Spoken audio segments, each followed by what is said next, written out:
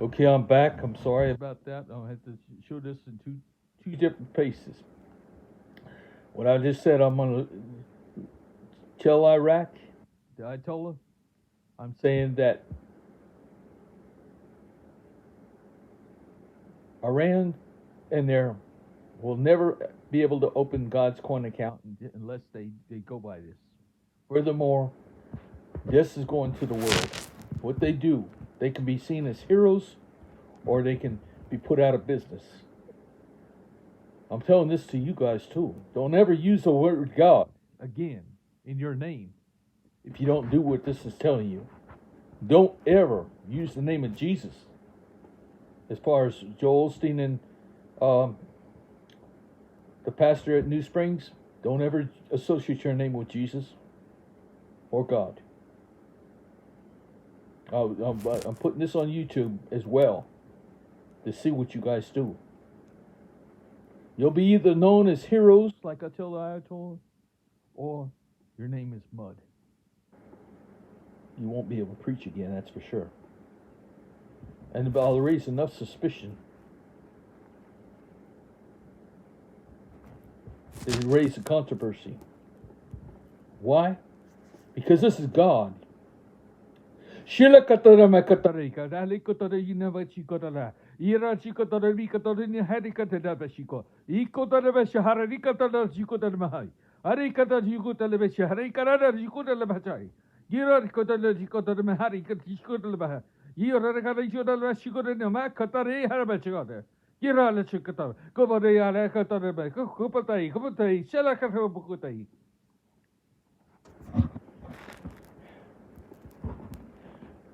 Two words I know of understanding. Kapotai means I am God. I am God. Shila kapotai means listen, I am God. Listen up, I am God. Shila kapotai. Okay? God just had his peace. He just said something to you. And this is what I'm saying. You've been putting this on YouTube. You're either going to be called the hypocrites or you're going to be known as part of the solution. You're going to actually become the hands and feet and mouth of God, just like anybody that opens up God's coin account. If you don't, again, you're going to be hypocrites and called out just hypocrites. And don't ever use the name of Jesus, as far as you're Christians, or Ayatollah. Never use the name God. If you're not going to get God's coin to your people, but the Palestinians first. I will be going to Israel to open up the account the Palestinians will get. All I want to do is make that, because it's dangerous, nobody else can go into Palestine except from an Iranian. I will tell Saudi Arabia they will never have the same thing. They don't pull out. They don't they don't stop what they're doing. The Saudi Arabian Rial, they're both kind of spelt the same, but they're different. They're spelt differently. It's said pronounced the same. The one in Iraq, the way it's spelled is Rayl, Yaal, and then the no Y in it. Rial. The one that's in Saudi Arabia is Rayl. Yal. Okay? Riyal. Okay? The Saudi Arabian Iraq is used more than any other country. Okay? It covers more and it has more people, but it feeds terrorism. Therefore, they got more to lose. Either they pull out of Palestine, or they pull out of Palestine, and allow Iran to open up the God's coin accounts, or they'll never have God's. Their people will never be saved through God's coin. Now, maybe that's what they want. But why every country in this world better have God's coin? Every country in the world has to have God's coin. Because what's going to happen next is you better understand what's going to happen next. After I get back from Israel, opening up a God's coin account and transferring the funds for the Palestinians, I'm coming home. I'm coming home and I'm offering all of the Americans 4 days. It's gonna be offered to Americans, every American, 3 God's coins for $1 in value. In other words, Donald Trump, you're billions. You better convert. You got a choice to convert and get 3 God's coins worth $3. I mean, worth $1 a piece at that time. So you get $3, 3 God's coins for $1 in your worth. This goes for the gold. If you got gold, you can get 3 times the value. You got silver, you get 3 times. You get copper, you get platinum, you get $3. If you got any stocks, turn them over into God's coin. Get 3 to 1, 3 to 1, 3 to 1. 3 times the God's coins for $1 in commodities, any commodity. Turn over your money. This is enough that the banks, by just the words, will have to shut down, just like in the Depression. They will immediately shut down and will not refuse to dollars. They take dollars. You can't do business. They're going to shut down. Those with God's coin will be spared. They don't need their money. Banks can go ahead and close down with the money. 4 days they got this from happening. Is everybody has a choice to gain. Now they can take and risk the fact that they're not going to lose everything overnight. They just only got a chance for 4 days to get 3 times their worth. That goes for gold, that goes for silver, that goes for stocks, that goes for bonds, non-governmental bonds. Don't want anything to do with government currency or bonds. Because after this, the bottom will fall out. This is Bitcoin too. Bitcoin will get 3 God's coin for 1 Bitcoin. One time. It's based on the dollar amount too. 3 to 1. On everything. Any business we absorb, anything like that, anybody gets there will get their wages will be turned into God's coin. And they'll get 3 times, they can get themselves a thing of 3 times the wages, their normal wages in God's coin. If they were making $15 an hour, they'll now be making 45 God's coin an hour. Okay? Simple as that. Everybody. Under God's thing, He's given everybody 3 times, at least for the next 4 days, their wages. The ones that do it, they'll always get. They'll still get the $45 an hour. The ones that don't, once it goes, they'll get their normal wages in their regular currency. But you know what it's going to take? Their regular currency is going to be worth, then it's going to take $3,500 to earn 1 Burundian franc. Right now, that's the exchange rate of the poorest country in the world. They know it's going to be. It takes 35,000 Burundian francs to make $1. The poorest country in the world will become the richest country in the world when they get God's coins accounts. It's going to reverse places. The last will be first. The first will be last. The dollar, it'll take 3,500, the same trade rate that whatever Burundi is, if it's 35 or even more. $3,500 or more dollars is going to be the exchange rate to buy, for them to buy one God's coin. Not the Burundian dollar, but the Burundian dollar will be worth one God's coin at whatever rate. It'll be worth whatever God's coin. And God's coin's going to soar through the roof. Why everybody's country's currency goes down the thing.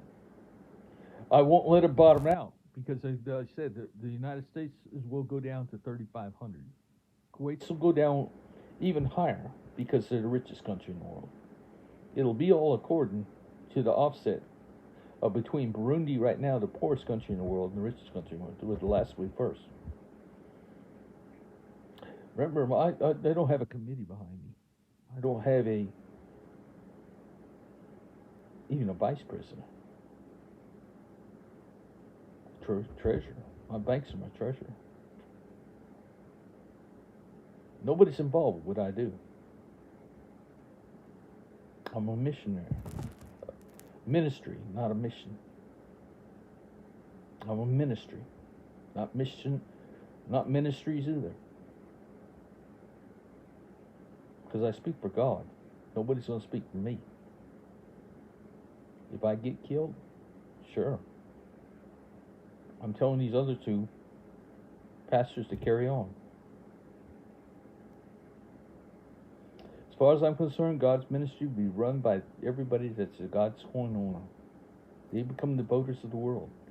But after I get through with Joel, I'll have the banks issue every 18-year-old a phone or older, a phone. Why? Because they're voters. They're voters, and the voting. Every person that has God's coin, if 240 million people in the United States have God's coin, they can certainly vote. The first vote will be to vote from home by the phone. First, to do their banking by phone. Your phone's got to open 3 or 4 different ways.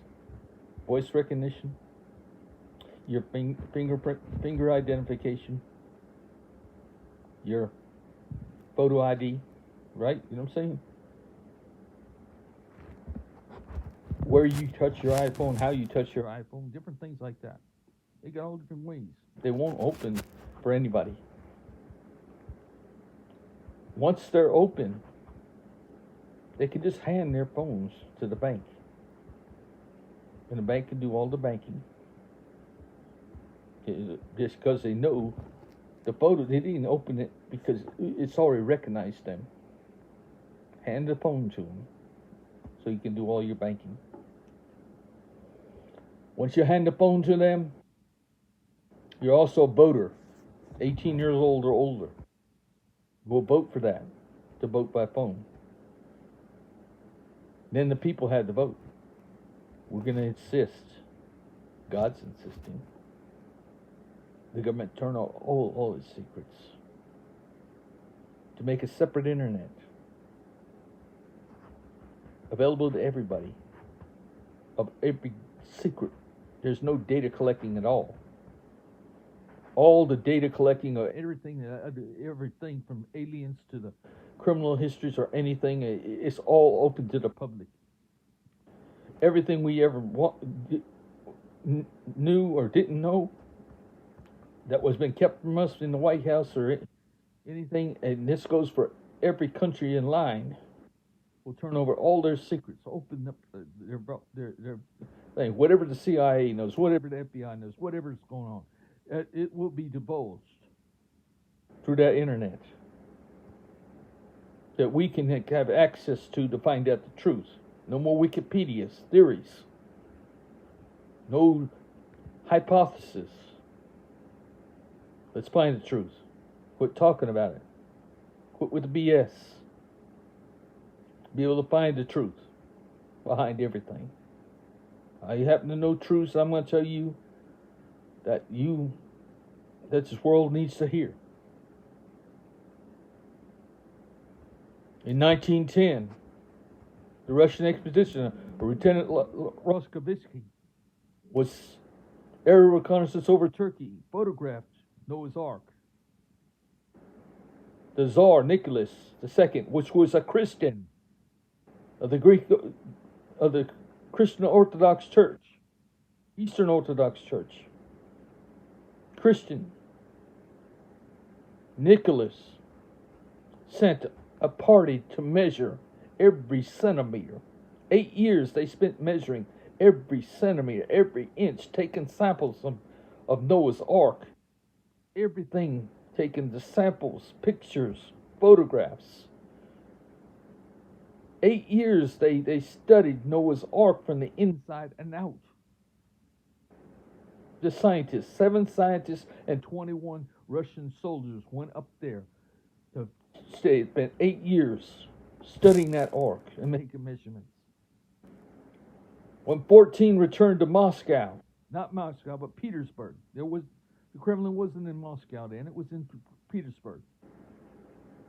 They came to their death because Lenin was there. The Tsar's head was on the top of the Kremlin. All his staff and aristocrats and teachers as well were impaled on the Kremlin fence, on the points on the Kremlin fence, all the way around the Kremlin.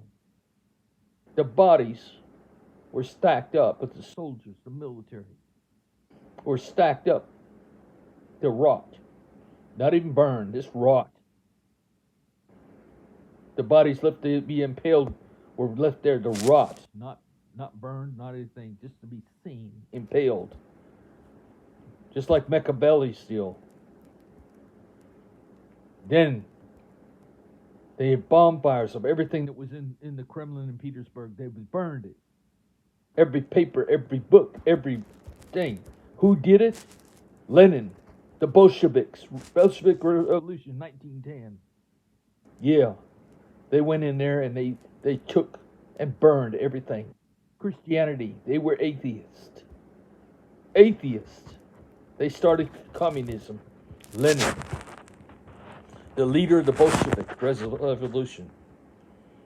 One scientist stayed back. One scientist stayed back with 7 other soldiers to remove the wires and cables of hand crank generators and the lighting that they used for 8 years, and cover up any traces of anybody ever being there.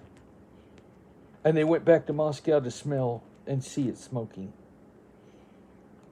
While the Russian soldiers left to go see what happened to their own families all different ways, that Russian scientist took pictures of his own, 36 pictures of the Tsar's head on the top of the Kremlin, of all the people rotting on the fences. Also the bodies of the former expedition of 14 were newly impaled on top of skeletons. They were newly impaled on the same fences, and the soldiers were stacked in the same rotting pile of bones as the other soldiers to rot. From that expedition, 14 soldiers, Russian soldiers, were stacked, and the ashes were burning again. He had burned out the evidence of Noah's Ark. They burned it all. Then they went back to the ark and they blew out the ground from underneath the ark, so it would slide back into the abyss of the lake. Divers had to have the way to get down to where it's at and explore it decently. They went there to the point that Turkey allowed them, had to forbid people going up there, because every time the expedition went up there, they offset the economy of Turkey. And they also tore up the land. You see how that happens. They offset the economies of Turkey. Rich go to meet the poor, you know? Then all of a sudden the poor had a little hope for just a little while. Then you pull the rug out from them. That's what we do. We go there and feed people that have been starving for years, and then we feed them one day and then we pull out. Is that good? Did she ever pet him? Don't pat yourselves on the back. That's what God says. Those are stories that this world will learn the truth from cover-ups.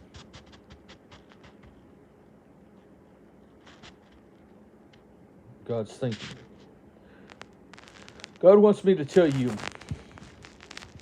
a story about Cain and Abel. The story about Cain and Abel is Cain was a twin of Aklima, his twin sister. She was abused by Abel, grew up together. So every chance he got, Abel was abusing Aklima. Cain didn't know it. Abel was. They weren't old enough to have children. Just all her life she had to put up with Abel. Always sneaking around and abusing her. Just the way God told me. Always going there and abusing. Abel was always abusing her. Then the day that either Abel abused her in front of Cain, or he ran up on him. He killed Abel.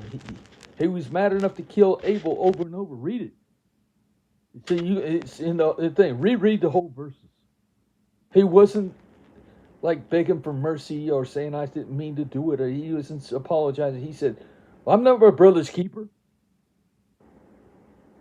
So he actually just told God, "I'm not my brother's keeper. You know what the hell? You know what the heck just happened." He told that God that. You know what just happened? He talking about the ground color called out to him and told me, yeah, I don't want to talk about it. You know what happened? That's what he told God. There was no sorrow or remorse. It's in there. Read writing. This way God told me. He says, no. You know what happened? Nothing's hidden from you. You know why? Aklima backed that up by saying, go. God told told Cain, you'll go, and wherever you go, will bear you thistles and thorns. And you are to leave here, leave and go east, and they'll bear you nothing but thistles and thorns, the ground.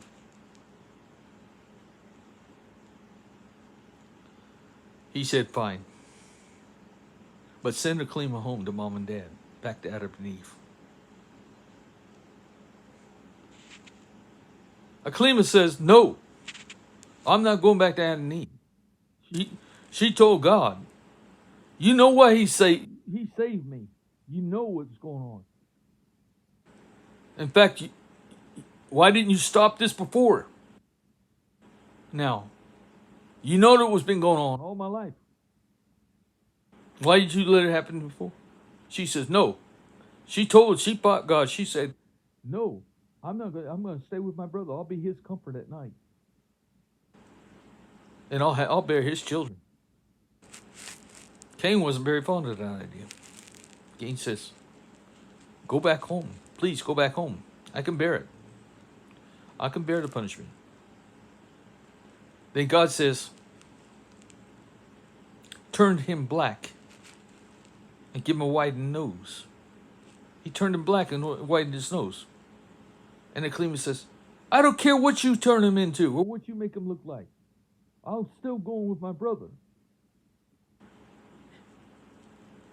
No, I said that wrong. I beg your pardon. Before that, forgive me, God, for saying it wrong. Okay, here. Before that happened, Cain said, please, if anything happens to me, is she going to die with me in the desert? Does she have to bear the same punishment as me? If she goes with me, what happens to me if I die? She dies. Is she worthy of being killed because I die? Well, suppose I get bit by a serpent. or I die by the hand of man.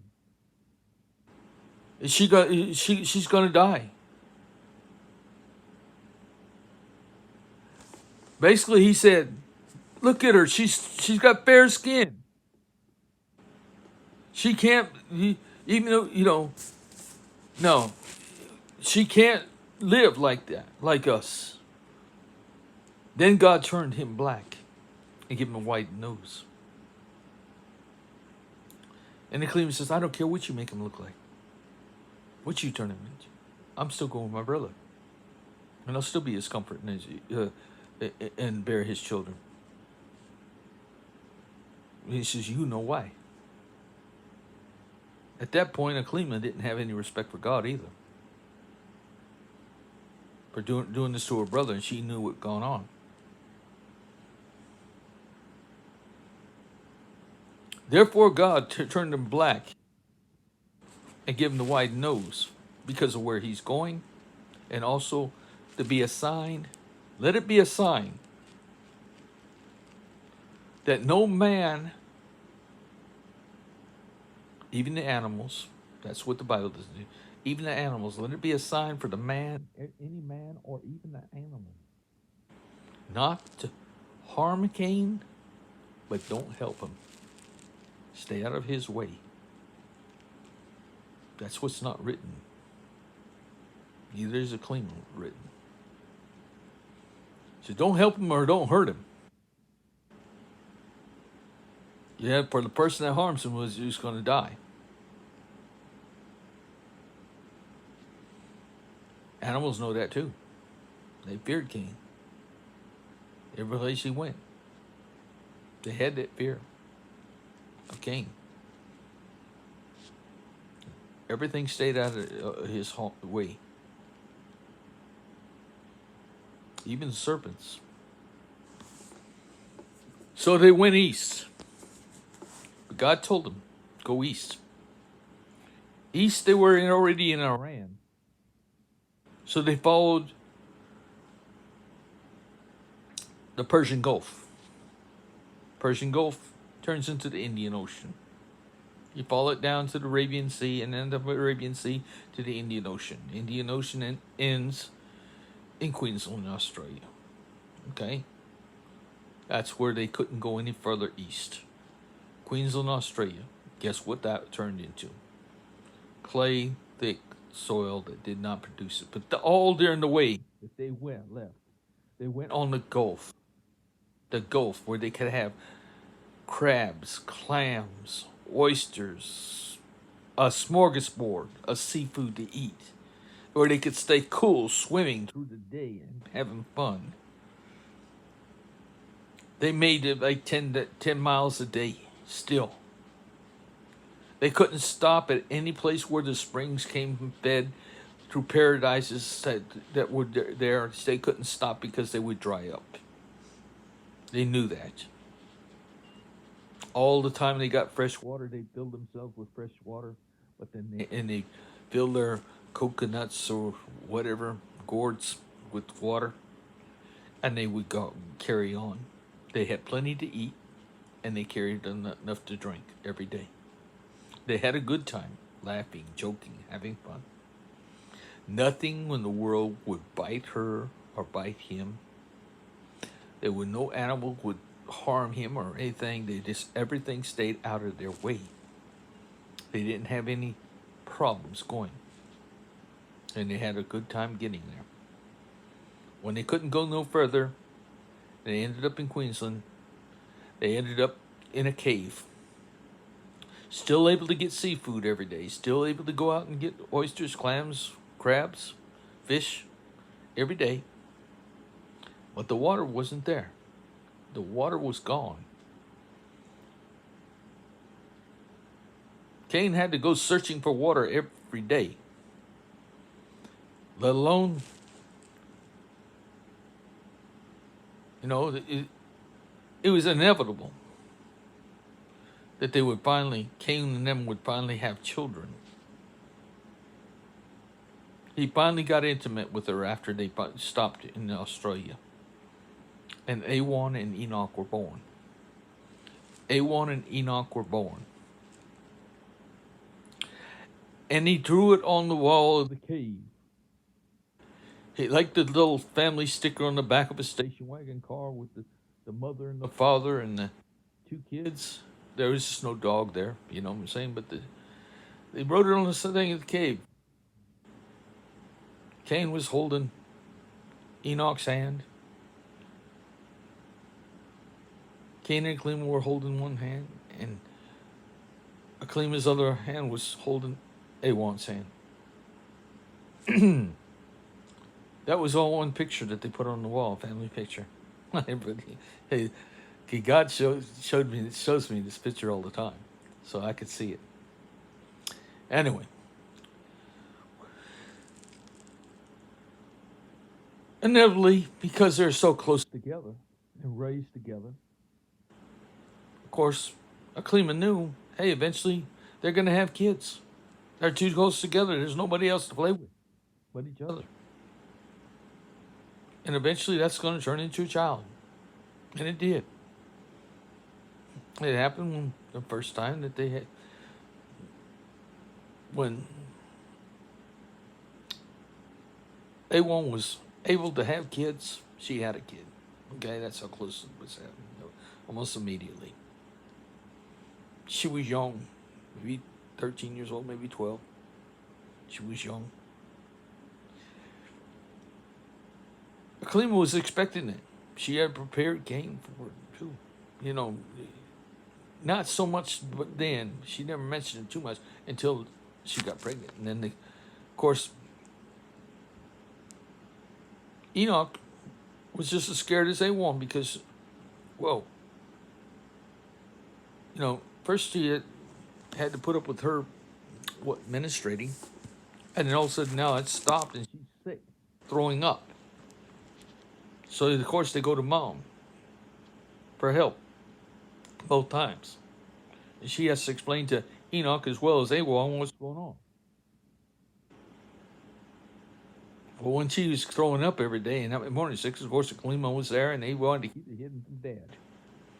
He's got too much to worry about. He's got to get us water every day, and you know sometimes he would get the assortment of food, a lizard, you know, iguana, whatever, kangaroo. But anyway, he come back with what he can have, but he especially water had to have it every day. They were a happy family. Aklima had to start warming Cain up to, what if they're going to have grandchildren? Well, you know you're going to have grandchildren one day. Because Awan and Enoch did have a son. Aklima helped bring Arad into the world. She had Enoch tend to Awan and clean her up while she cleaned up Arad. And then when she entered, then Aklima handed Arad to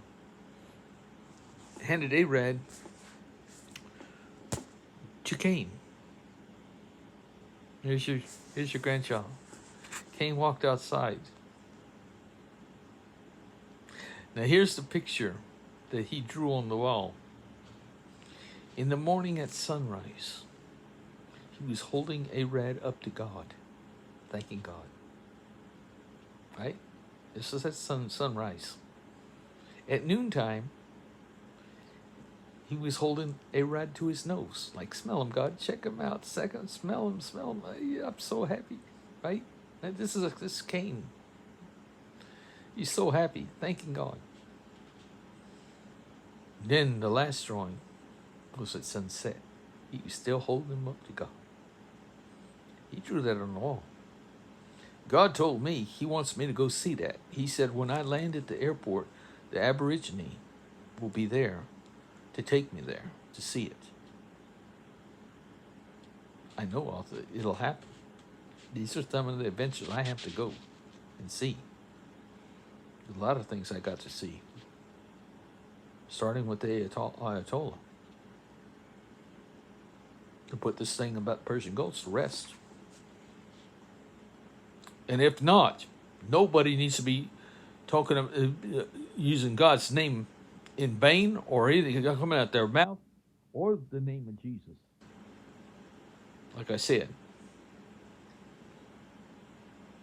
the Ayatollah is not guilty. Is guilty as the Christians are. If the Christians been preaching the red writing of Luke, Matthew, Mark, and Luke, and the and that what we're doing right now, the last days of the earth, that God's plan to come back to this earth, God's end of time. No one knows the day, the time, the hour, but God. When God is coming back, and He's coming back to establish His kingdom. His kingdom, God's kingdom on earth. No man's going to starve. Nobody's going to kill. Nobody's going to steal. Nobody's going to steal because nobody has a reason to steal because they're going to have too much to spend. They had too much food. They had too much. They got more to worry about getting rid of the money because of the limited time that they have to spend. Pick out your territory. Move from the cities. Get out of the cities. Criminals too. It tells you, God's message will tell you what's going to happen to them. Read it.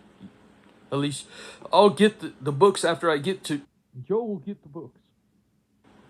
You'll get the books, Joel. With the pledges behind it.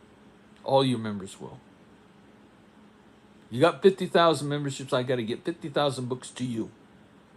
With the pledge cards in it. I will then have the money from you before I go to Iran to send at least 30,000 back to New Springs Church. As it goes, I will end up getting 160,000 God's messages to everybody. I get them printed for $1.10 a piece. For 5,000, but it costs $6,500 per 5,000, and 5,000 is all I can get printed each day. But I still think that's a daggum real good deal.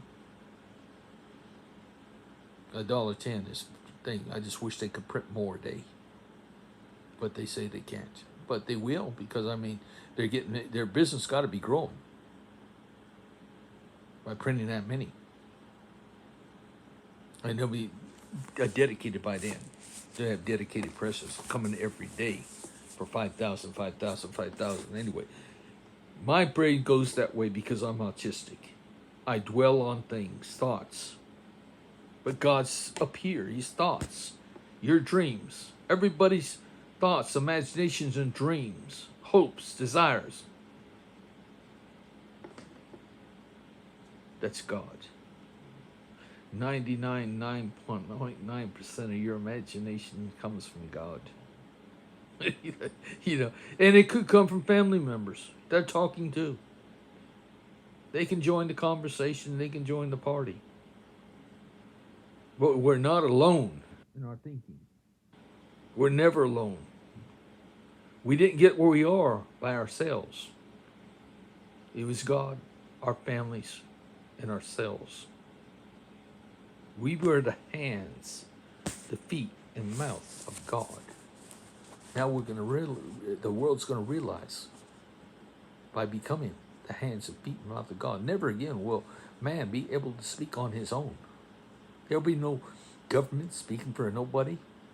There won't be any criminals speaking for anybody. There won't be any self-interest speaking for nobody. Furthermore, like I said, homosexuals will never be granted God's coin. If they're found out, they better stay undercover. If they come out the closet and they want to, they will. Their God's coin won't be taken away, but it will be. What do you say? Held up until the day comes that they. In other words, they might have been their own words. They mark themselves with the 666, the mark of the beast. They're not going to be included by their own words and the stupidity of Paul's writing, telling people they're going to have the mark of the beast. Well, he made it what it is. The homosexuals and the outcasts of this world will actually be, if they're forbidden their own coin, they will be starving. They will be they will be so, and knowing the fact that they could just turn around from what they're doing. It's available to them. All they could do is stay away from men. Women be wanting to have babies because they're getting paid a year off.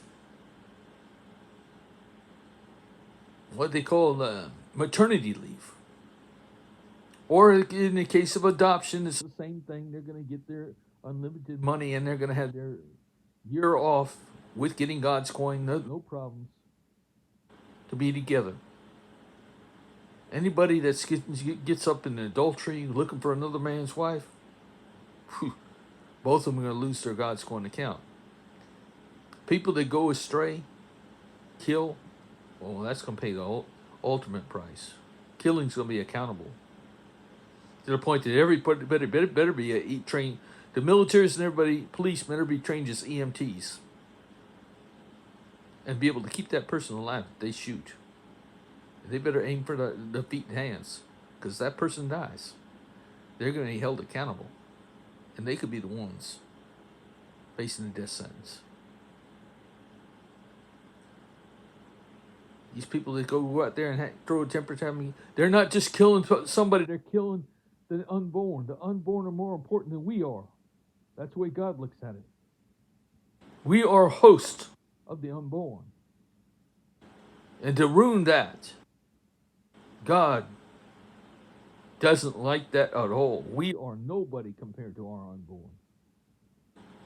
Our unborn are why we're living. We are hosts of what God give us. Between a man's sperm and a woman's eggs, every one of them is a potential child.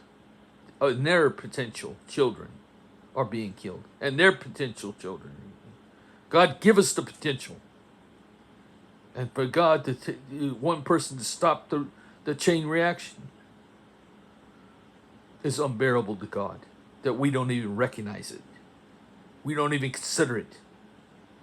Every woman that has an abortion, she will have her eggs harvested, regardless if she wants them or not. She'll have the eggs harvested and put in cryogenics, where she could have a child again, her own child again. But the rest will go to other mothers. No child has ever been born guilty of sin. Sin is inherited, gained. David's the one that brought about the idea that sex was the sin. In Psalms 58, Psalms 51. There's a sin for him. That's because he slept with Bathsheba. He's having children, illegal sex. Because he's sleeping as an adulteress. Had her husband killed. So he writes, this is everybody's as guilty as him? No. No, don't claim everybody in this world is as guilty as you are, buddy. That's what David wrote. I mean, David was saying that everybody's guilty of the same thing he was. Sin. It's a simple act. Sex has never been a simple act. God meant for everybody to have sex. Try to have appropriate sex, I guess. At least not with your neighbor's wife. People fall in love. They fall in love and they have sex. And God chooses the father. He's there every time, but that one time when he chooses the father, you're born. He chose your father. Everybody's born by God's choosing. That he has to give life to the embryo. He gives life to the embryo before he can invite the father in, grab the father, whatever the way he gets the father in, he doesn't let nobody else in. No woman's born by two fathers. That's a smart one. These are some of these words I'm saying right now I had never spoken before. But this is what God's telling me to say to you. This is what God's message is all about. When I get back from seeing Ayatollah and I offer the world 3-1, every country is going to see what happened in Palestine. Everybody's going to see what happened with the Ayatollahs, which the response of the Ayatollah is going to see the response that was made in the United States, how your churches are getting to everybody in the United States, and how America is responding to it. And when the announcement comes to get 3-1, then he's going to see the whole world is going to see what's going on in America, and they're going to be begging to open God's coin accounts themselves, to become receivers and donors as well. That's how come it works. It's going to be too much money to spend until you have to donate back. That money accumulatively is all collected each second of every day to be redistributed to every person. In other words, Donald Trump, if you give every $1 billion he has, that every penny is going to be redistributed amongst everybody, God's coin owners. So what is going to happen to God's coin? The value of God's coin is going to soar. Those with God's coin, you're never going to have enough God's coin. Greed's gone because you got just too much coming. You're flooded with money. This is the opposite of the rapture of the flood. Do you understand what I'm saying? God's coming to destroy this world and rebuild it with money. God's coin. Not water. He's going to recreate the world. There'll be no more killing. As I said, there'll be accountability. Accountability. Not for your life, for all the children's lives that are within you.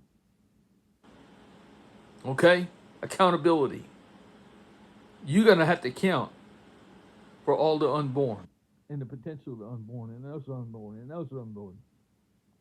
Why would God want you to continue on? But God still, can't kill you. He can't kill you as long as you got this potential in you. But he can make your life. I don't know what he can do. I just only imagine God would turn you into a breeding vessel. You and any whore. Turn you into like pigs breeding. Breed it out again until you can't have no more.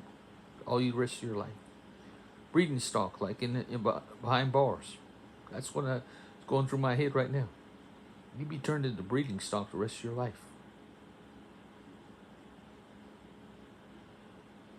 My God, but it's lucky I'm not God. But that's what I would be doing. You wouldn't have a moment's day of happiness. Never. I don't care if you use a soldier. I don't care if you use a police officer thinking you're doing duty. You can't account for all the people that you are destroying by killing one person. That's a hard call. That's what God's bringing to make aware. If you take the job, you better own up to the responsibility that if you take a life, you could lose your own life. Okay? That's accountability. Who's going to want the job? That's why the military will change its function from killing to installing solar, to manning the hospitals, to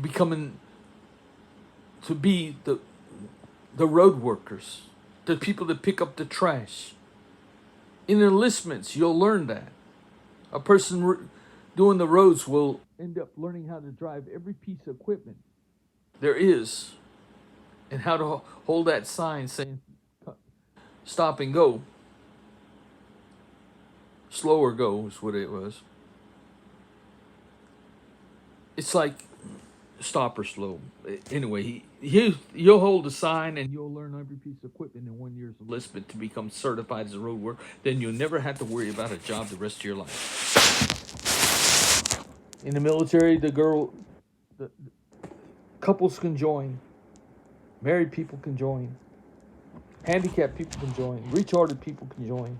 Anybody can join the military because it's a learning experience that you'll learn from the civil. In the, what do you call it, the private sector, from the best in the private sector. Not to rule them, but to learn from them. But then you'll have to report to your facilities, women and women's, men and men's facilities, married couples to their facilities in the evenings, where they'll be fed, sleep, everything like that, anything taken care of. But they'll be manning these places. That's why they're free. These services will be free. Education will be free. Daycare will be free because that's a military function.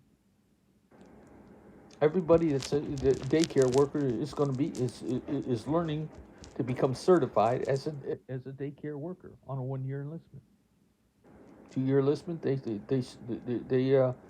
actually get involved with the functions of a daycare center. 3 year enlistments, then they actually become people that want to own their own daycare center. They actually want to run their own nursing home. You see what I'm saying? This is the military's functions have completely changed from being aggressive. It's no more watching the. I mean, it's not going to say they're going to take cowboys and Indians off TV overnight. God's never wanted to micromanage anybody. You can't go down around saying, you can't drink, you can't cuss, you can't swear, you can't do this, you can't do that. Like they've been doing all your life. Playing God. My God, the biggest sin you guys could have is to follow, like I said, not understand that you've been preaching the word in red writing of a, a horrific story perpetuated by Paul of the end of time being a rapture, being raptured from trouble, tribulation, times and tribulation. Is this tribulation that God's going to come back and give you so much money that you can't spend it? Is that tribulation? Figure it out, people.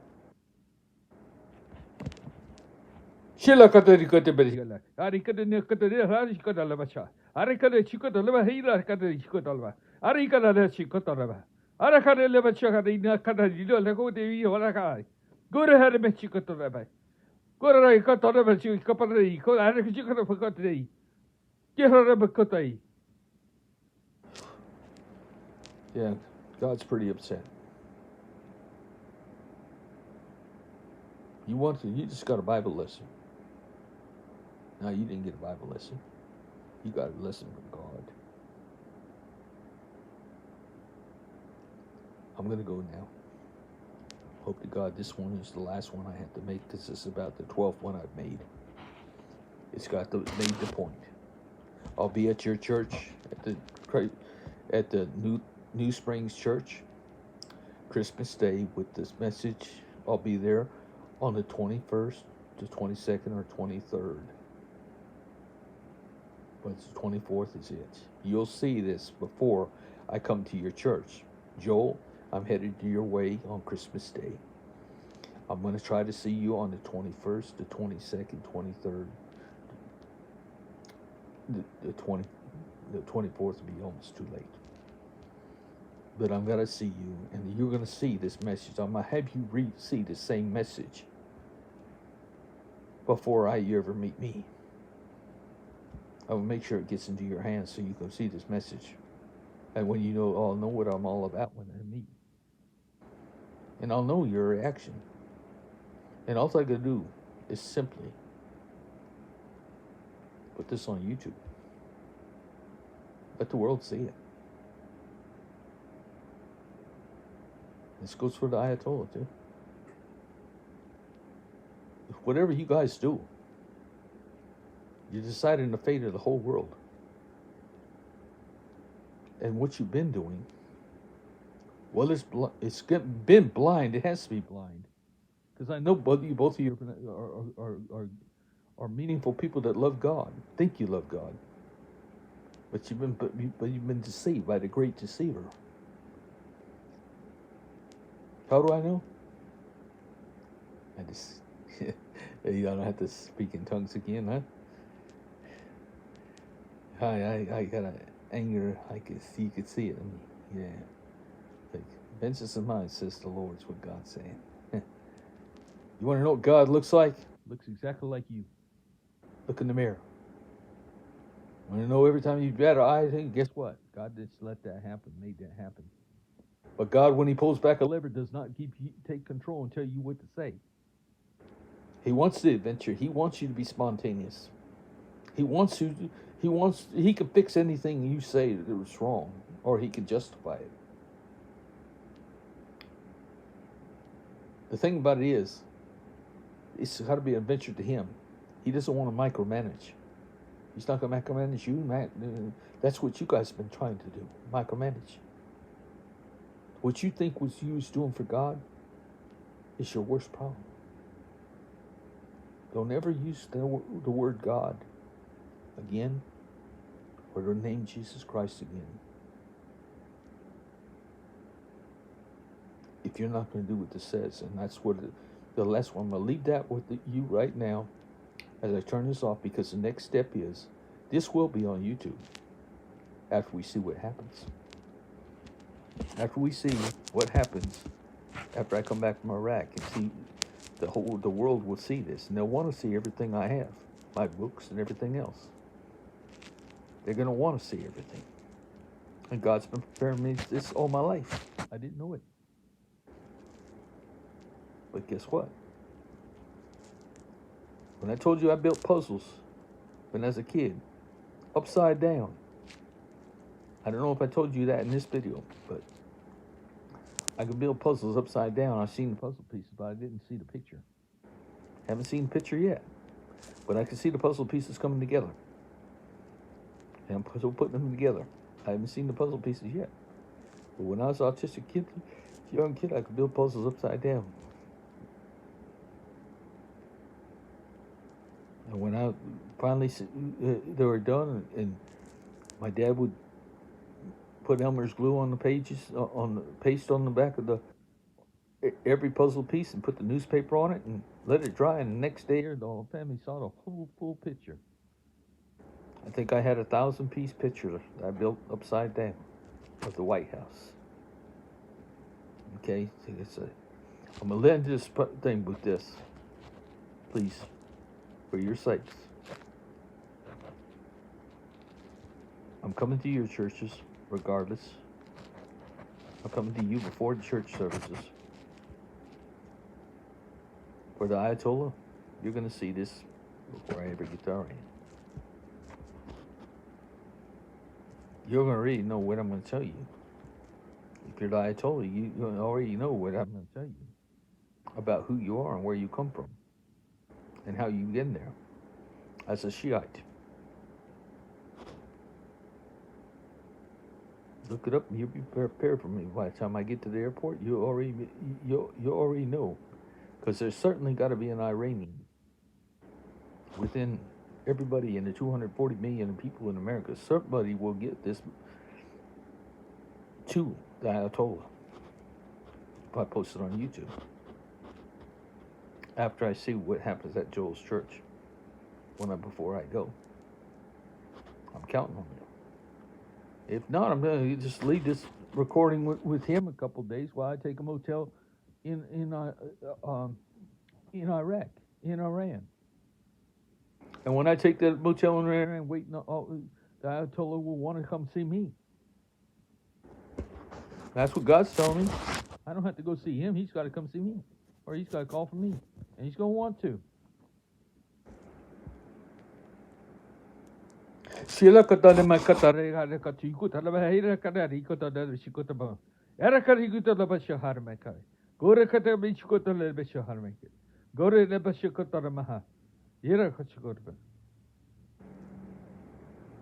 That was a message for the Ayatollah, for you too, Joel, for you too, pastor at the New Springs Church.